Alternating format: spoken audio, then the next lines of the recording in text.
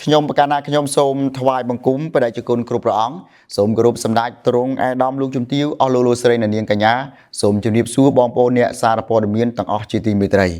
នៅពេលនេះខ្ញុំប្រកាសណាខ្ញុំសូមប្រគេននិងគោរពជម្រាបជូននៅលទ្ធផលស្ដីអំពីការបង្ក្រាបបោសសម្អាតបទល្មើសឆបោកតាមប្រព័ន្ធបច្ចេកវិទ្យាប្រចាំត្រីមាសទី1ឆ្នាំ2026ជាអានដោយគិតចាប់ពីថ្ងៃទី1ខែមករាឆ្នាំ2026ដល់ថ្ងៃទី31ខែមីនាឆ្នាំ2026សមត្ថកិច្ចបានបង្ក្រាបបោសសម្អាតការឆបោកតាមប្រព័ន្ធបច្ចេកវិទ្យាសរុបចំនួន120កន្លែងដែលមាន14រាជធានីខេត្តមានរាជធានីភ្នំពេញ77កន្លែងប្រស័យអនុ9កន្លែងកំពត8កន្លែងស្វាយរៀង8កន្លែងកណ្ដាល3កោះកុង2កំពង់ស្ពឺ2សៀមរាប2ត្បូងឃ្មុំ2ខេត្តបន្ទាយមានជ័យ2បាត់ដំបង2ប៉ៃលិន1កន្លែងមណ្ឌលគិរី1កន្លែងនិងខេត្តព្រៃវែង1កន្លែងក្នុងចំណោមការបង្ក្រាបបោសសម្អាតទាំង120កន្លែងនេះគឺឃាត់ខ្លួននៅក្នុងរង្វង់ប្រតិបត្តិការចំនួន6422នាក់ស្មើនឹង23សញ្ជាតិក្នុងនោះជនជាតិចិនចំនួន3782នាក់វៀតណាម1235នាក់ខ្មែរ461នាក់មីយ៉ាន់ម៉ា213នាក់ឥណ្ឌូនេស៊ី155នាក់ម៉ាឡេស៊ី101នាក់បង់ក្លាដេស83នាក់ហ្វីលីពីន62នាក់សាធារណរដ្ឋកូរ៉េ61នាក់ប៉ាគីស្ថាន53នាក់ឥណ្ឌា52នាក់នេប៉ាល់51នាក់ស្រីលង្កា51នាក់និងថៃចំនួន47នាក់លក្ខនឹងលក្ខអំពីចំណាត់ការវិញម្ដងបន្ទាប់ពីប្រតិបត្តិការក្រសោបទាំង5600នាក់នេះតើសមត្ថកិច្ចមានចំណាត់ការបែបណាខ្លះទី1គឺបានបញ្ជូនទៅអគ្គនាយកដ្ឋានអន្តោប្រវេសន៍រៀបចំបែបបទបណ្ដឹងចេញចំនួន5535នាក់ដែលក្នុងនោះមានជនជាតិចិនចំនួន3473នាក់វៀតណាម1220នាក់ភូមា210នាក់ឥណ្ឌូនេស៊ី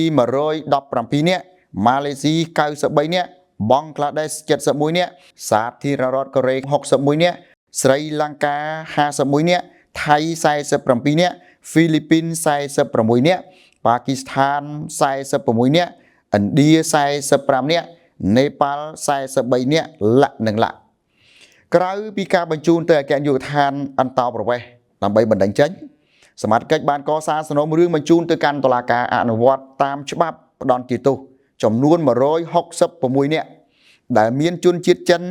76នាក់ខ្មែរ63នាក់វៀតណាម11នាក់នេប៉ាល់8នាក់ម៉ាឡេស៊ី6នាក់មីយ៉ាន់ម៉ាម្នាក់និងឥណ្ឌាម្នាក់នេះគឺជាការបញ្ជូនទៅកាន់តុលាការដើម្បីអនុវត្តតាមនីតិវិធីនិងផ្ដន្ទាទោសតាមច្បាប់បន្តមកទៀតគឺកំពុងតែបន្តនីតិវិធីនៅតាមស្នងការដ្ឋាននគរបាលរាជធានីខេត្តសម័យនីមួយៗចំនួន326នាក់ដែលក្នុងនោះមានជនជាតិចិន231នាក់ឥណ្ឌូនេស៊ី38នាក់ហ្វីលីពីន16នាក់បង់ក្លាដេស12នាក់ប៉ាគីស្ថាន7នាក់ឥណ្ឌា6នាក់ខ្មែរ6នាក់វៀតណាម3នាក់ម៉ាឡេស៊ី2នាក់ភូមា2នាក់ម៉ុងហ្គូលី1នាក់ជប៉ុន1នាក់និងឡាវ1នាក់ផងដែរបានធ្វើកិច្ចសន្យាអប់រំរួចអនុញ្ញាតឲ្យត្រឡប់ទៅវិញចំនួន394នាក់ដែលក្នុងនោះគឺភាគច្រើនជាជនជាតិខ្មែរយើងចំនួន392នាក់វៀតណាម1នាក់និងចិន1នាក់ផងដែរជាការកត់សម្គាល់នៅក្នុងខែមីនាឆ្នាំ2026បានន័យថាខែចុងក្រោយនៃត្រីមាសទី1ក្រុមប្រតិបត្តិការជំនាញនៃអគ្គស្នងការដ្ឋាននគរបាលជាតិបានចុះធ្វើការស្រាវជ្រាវនិងបង្ក្រាបមួយកន្លែងនៅទីតាំងក្រុមហ៊ុន Woodland Vegas អគារ China បឹងបេងដែលស្ថិតនៅក្នុងភូមិអូអំបិលឃុំទួលពង្រស្រុកម៉ាឡៃខេត្តបន្ទាយមានជ័យដោយឃាត់ខ្លួននៅក្នុងរង្វង់ប្រតិបត្តិការចំនួន880នាក់មានស្រីចំនួន193នាក់ក្នុងនោះមានជនជាតិវៀតណាមចំនួន783នាក់ ចិន43នាក់ហើយក៏មាន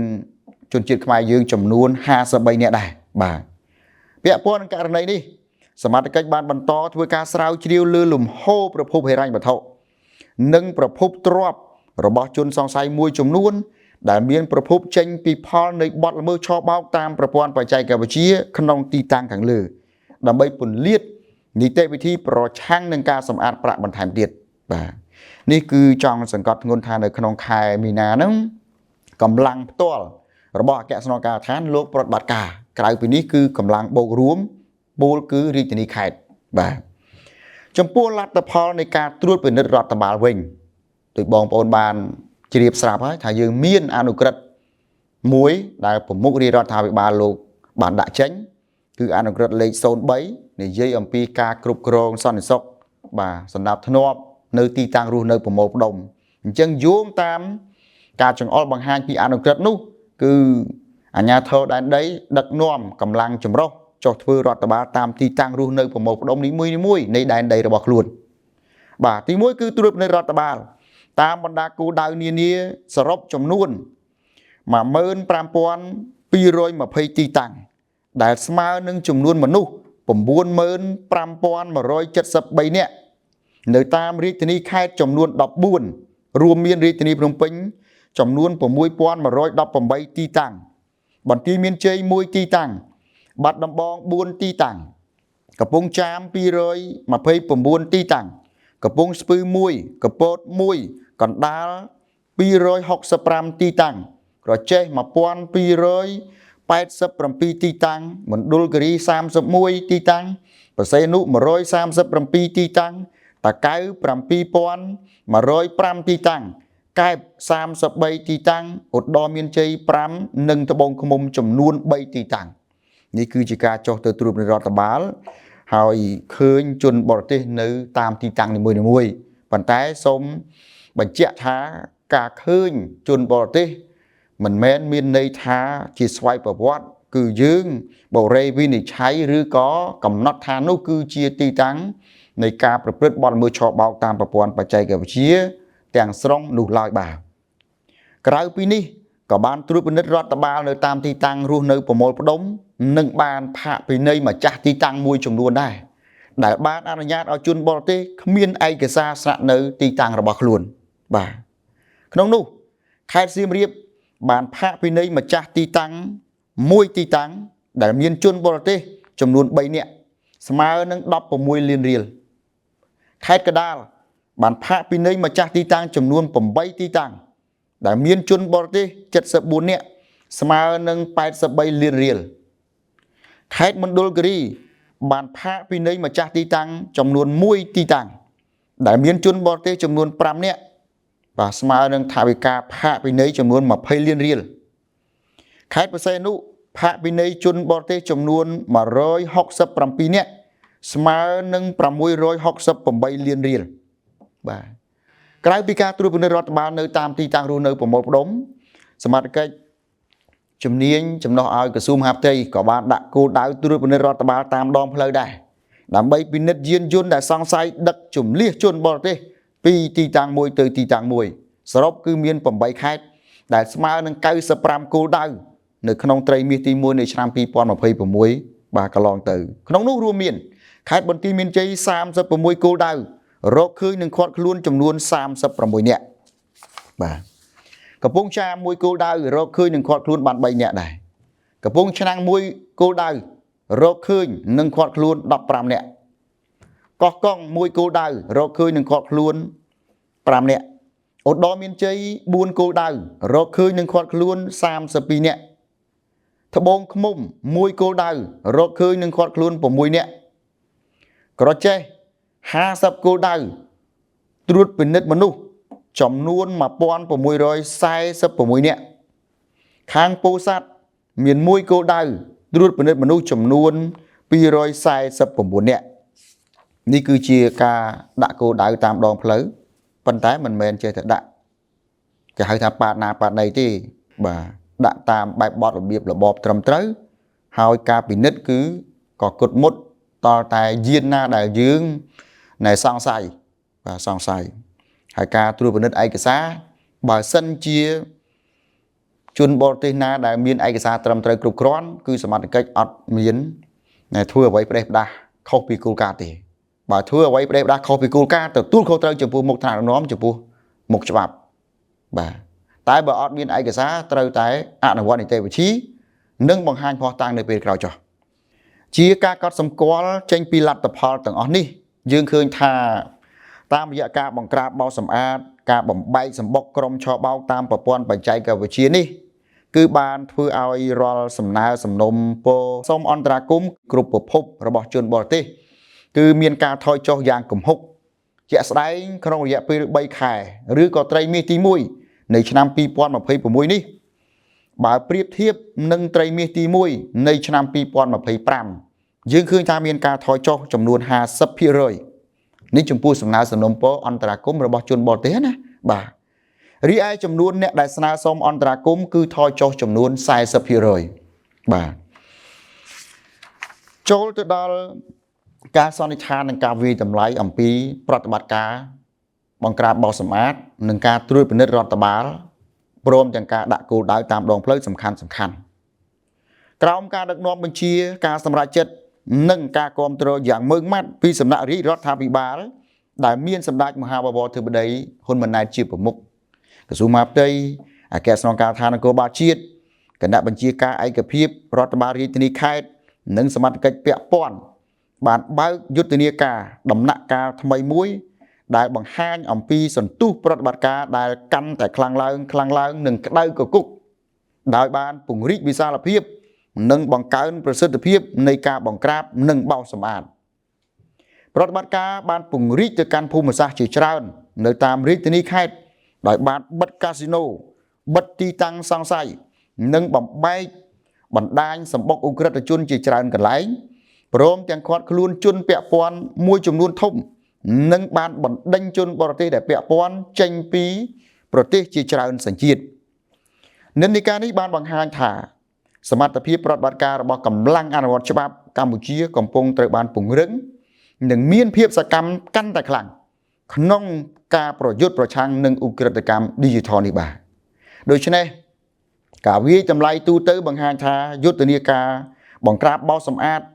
online scam នៅកម្ពុជានេះគឺបានក្លាយជាប្រតិបត្តិការដែលមានលក្ខណៈយុទ្ធសាស្ត្រជាតិមានការចូលរួមសម្របសម្រួលពីគ្រប់កម្រិតចាប់ពីថ្នាក់រាជរដ្ឋាភិបាលបាទក្រសួងមហាផ្ទៃ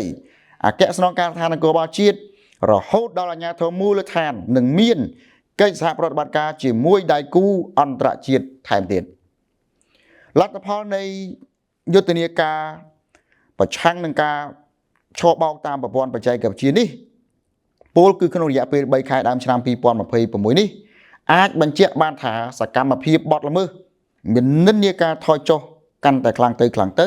បើធៀបនឹងរយៈពេលដូចគ្នានាឆ្នាំ2025ដោយមូលហេតុមួយចំនួនជាអាច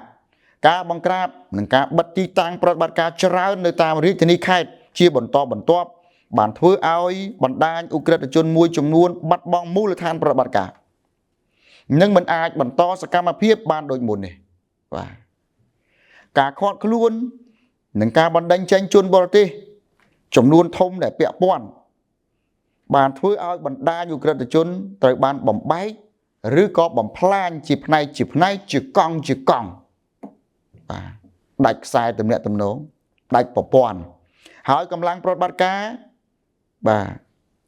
ឆបោកត្រូវបានដកចេញឬត្រូវបានកាត់បន្ថយបាទគួរឲ្យកត់សម្គាល់ការរកឃើញនឹងការបំផ្លាញបច្ចេកទេសប្រតិបត្តិការឆបោកព្រមទាំងដកហូតឧបករណ៍ដែលជាមធ្យោបាយប្រើប្រាស់ឲ្យការឆបោកដូចជាកុំព្យូទ័រទូរស័ព្ទឆ្លាតវៃបណ្ដាញអ៊ីនធឺណិតឧបករណ៍ផ្ទុកទិន្នន័យឧបករណ៍បន្លំអត្តសញ្ញាណឧបករណ៍បញ្ជាពីចម្ងាយឡាក់បានធ្វើឲ្យសកម្មភាពបោកប្រាស់ទាំងអស់នេះត្រូវបានបំបត្តិណាប្រសិទ្ធភាព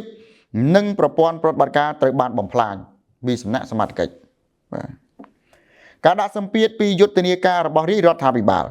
និងវិធានការរបស់សមត្ថកិច្ចគ្រប់លំដាប់ថ្នាក់តាមរយៈការត្រួតពិនិត្យយ៉ាងតឹងរ៉ឹង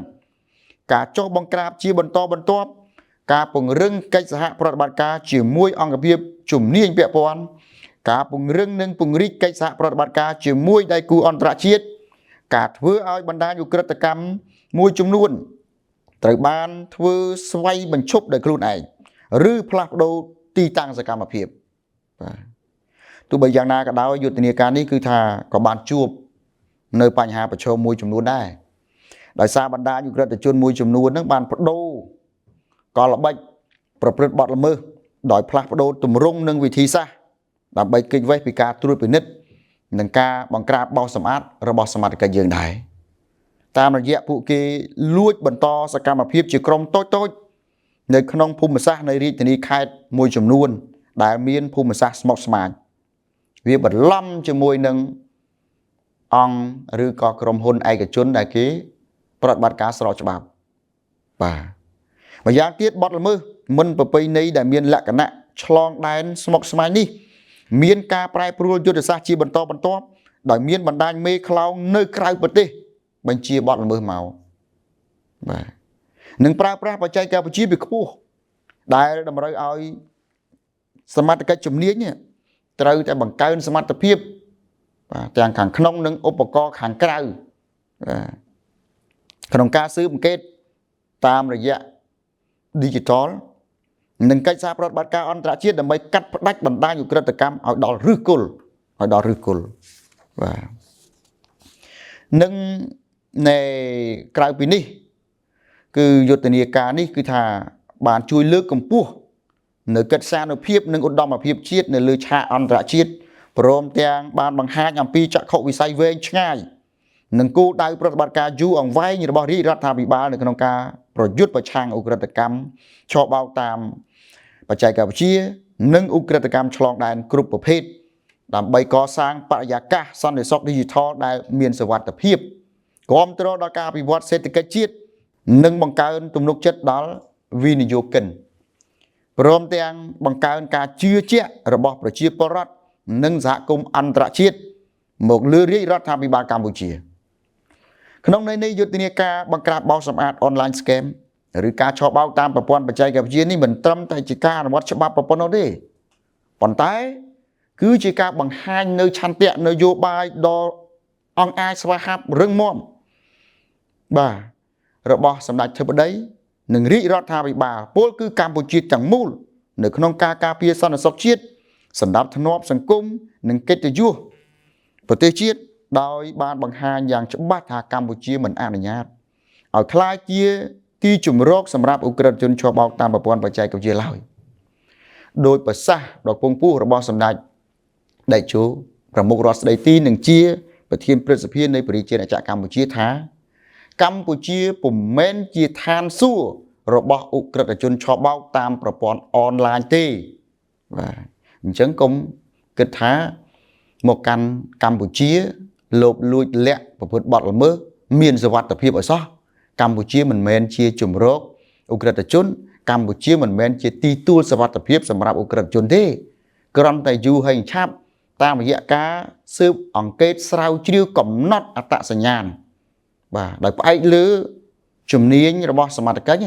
ដោយផ្អែកទៅលើឧបករណ៍បច្ចេកទេសនិងមានការសហការជាមួយនឹងដៃគូជាលក្ខណៈទ្វេភាគីពហុភាគីផ្សេងដទៃទៀតបាទខ្ញុំកាលណាខ្ញុំសូមប្រកេនក៏ដូចជាគោរពជំរាបជូនអំពីទិសដៅសម្រាប់បន្តអនុវត្តបាទទៅមុខដែរទី1គឺលើកកម្ពស់ប្រសិទ្ធភាពអនុវត្តអនុក្រឹត្យបាទលេខ03ស្ដីអំពីការគ្រប់គ្រងសន្តិសុខសុវត្ថិភាពតាមទីតាំងរស់នៅប្រមូលផ្ដុំ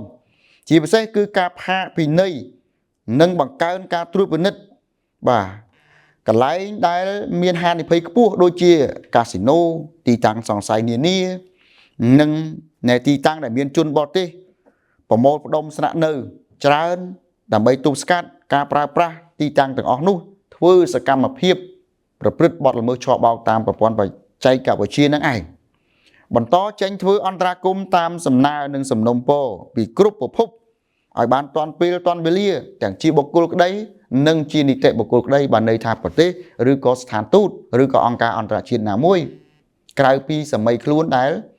ខ្លួនបញ្ជាក់ថាជាជនរងគ្រោះជាដើមឡើយបន្តស្រាវជ្រាវទីតាំងសង្ស័យ ថាប្រព្រឹត្តបទល្មើសឆបោកតាមប្រព័ន្ធបច្ចេកវិទ្យានិងទីតាំងមានជនបរទេសស្លាប់ដូចជាធ្លាក់ពីលើអគារអត្តឃាតឬឃាតកម្មដើម្បីធ្វើការស្រាវជ្រាវស៊ើបអង្កេតកំណត់មុខសញ្ញានិងបង្ក្រាបឲ្យដល់ឫសគល់តែម្ដងបាទពង្រឹងយន្តការប្រតិបត្តិការដែលមានស្រាប់បច្ចុប្បន្នណារាល់វិធីសាស្ត្រផ្សេងនឹងដាក់ចេញនៅវិធានការស្រាវជ្រាវដើម្បីបង្ក្រាបបោសសម្អាតឲ្យបានដល់ឫសគល់និងឃាត់ខ្លួនមេខ្លោងយកមកផ្ដន់ទោសតាមច្បាប់ជាធរមានលើកកម្ពស់សមត្ថភាពបច្ចេកទេសនិងការស៊ើបអង្កេតបទល្មើស Digital ដោយបំពាក់ឧបករណ៍បច្ចេកទេសទំនើបនិងបណ្ដុះបណ្ដាលកម្លាំងជំនាញដើម្បីតាមដានបណ្ដាញឧក្រិដ្ឋកម្មដែលប្រើប្រាស់បច្ចេកវិទ្យាខ្ពស់បាទពង្រឹងការប្រមូលព័ត៌មានសន្តិសុខនិងការស្រាវជ្រាវព័ត៌មានគ្រប់ជ្រុងជ្រោយមុនចុះប្រតិបត្តិការដើម្បីកំណត់ទីតាំងសង្ស័យនិងបណ្ដាញពាក់ព័ន្ធនឹងបទល្មើសឆបោកតាមប្រព័ន្ធបច្ចេកវិទ្យាឲ្យបានច្បាស់លាស់និងទាន់ពេលទាន់វេលាបម្រើតាមសំណុំពរសមត្ថកិច្ចរឹតបន្តឹងការគ្រប់គ្រងព័ត៌មានប្រតិបត្តិការនិងនីតិវិធីសម្ងាត់ដើម្បីបញ្ជាការបែកធ្លាយព័ត៌មានមុនចុះប្រតិបត្តិការបង្ក្រាបបោសសម្អាតបាទនេះគឺជារឿងសំខាន់បើយើងស៊ើបអង្កេតស្រាវជ្រាវកំណត់មុខសញ្ញាអស់រាប់ខែរួចចុងក្រោយមុននឹងចុះប្រតិបត្តិការប្រជុំរៀបចំផែនការបច្ចេកទេសជំនាញស្រាប់តែលេចធ្លាយតាមវត្តអើកបែកមុខសញ្ញាបាត់អស់អាហ្នឹងស្មើនឹង0អញ្ចឹងពង្រឹងកិច្ចការងារនេះបន្តទៀតបានពង្រឹងកិច្ចសហប្រតិបត្តិការជាមួយដៃគូភាគីបរទេសនិងអន្តរជាតិដើម្បីពង្រីកវិសាលភាពនៃការស្រាវជ្រាវតាមដាននិងបង្ក្រាបបណ្ដាញឆបោកតាមប្រព័ន្ធបច្ចេកវិទ្យាដែលមានលក្ខណៈឆ្លងដែនព្រោះបទល្មើសនេះគឺជាបទល្មើសឆ្លងដែនហើយពេលខ្លះគឺបញ្ជាពីក្រៅប្រទេសមកឲ្យអ្នកនៅក្នុងប្រទេសប្រព្រឹត្តចាត់ចែងបទល្មើសសម្របសម្រួលដំណើរការព្រោះប្រើតាមថ្នាលអ៊ីនធឺណិត Digital ជំរុញការផ្សព្វផ្សាយយ៉ាងទូលំទូលាយទាំងក្នុងក្របខ័ណ្ឌជាតិនិងអន្តរជាតិអំពីវិធានការផែនការនិងលទ្ធផលនៃការបង្ក្រាបការឆបោកតាមប្រព័ន្ធបច្ចេកវិទ្យាដើម្បីបង្ហាញអំពីការបដិញ្ញាចិត្តនិងឆន្ទៈដ៏មោះមុតរបស់កម្ពុជានៅក្នុងការបោសសម្អាតបទល្មើសប្រភេទនេះឲ្យទទួលបានជោគជ័យបាទចឹងទេខ្ញុំកាលណាខ្ញុំសូមប្រគេននិងគោរពជំរាបជូនព្រះដេចគុណcủaព្រះអង្គសម្ដេចទ្រង់អាដាមលោកជំទាវលោកស្រីបងប្អូនប្រជាប្រដ្ឋនិងអ្នកសារព័ត៌មានត្រឹមប៉ុណ្ណេះពាក់ព័ន្ធនឹងលទ្ធផលនៃការបោសសម្អាតបទល្មើសឆបោកតាមប្រព័ន្ធបច្ចេកវិទ្យាប្រចាំត្រីមាសទី1ឆ្នាំ2026នេះត្រឹមប៉ុណ្ណឹងហើយខ្ញុំកាលណាខ្ញុំនឹងធ្វើសេចក្តីសង្ខេបព័ត៌មានពាក់ព័ន្ធទៅនឹងលទ្ធផលនៃការបង្ក្រាបអាចប្រចាំសប្តាហ៍អាចប្រចាំនៃខែជាដើមទៅតាមសភាពជាក់ស្ដែងនៃលទ្ធផលបង្ក្រាបបានប៉ុន្តែចំពោះករណីបង្ក្រាបមួយដាច់ដライគឺខាងកម្លាំងប្រតិបត្តិការគឺលោកនឹងផ្ដល់ព័ត៌មាននៃជាក់ស្ដែងបាទជូនទៅមហាជនបាទជូនទៅបងប្អូនអ្នកសារព័ត៌មានឲ្យបានជ្រាបអំពីកម្លាំងប្រតិបត្តិការចុះផ្ទាល់ខ្ញុំកាលណាខ្ញុំសូមបញ្ចប់សូមក្រាបថ្វាយបង្គំលានិងសូមគោរពលា